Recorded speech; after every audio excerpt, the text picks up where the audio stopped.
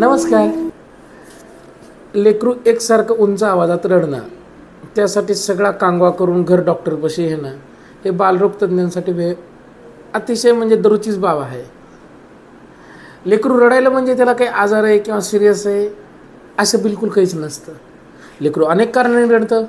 लेकराला साधी मुंगी चावली किंवा त्याला घाण वास आला, त्याला आई दिसली नाही किंवा लेकराला बोर्डम असलं तरी पण लेकरू रडतं. मग लेकराचं रडणं नॉर्मल आहे का रोगीला आहे कसं ओळखायचं?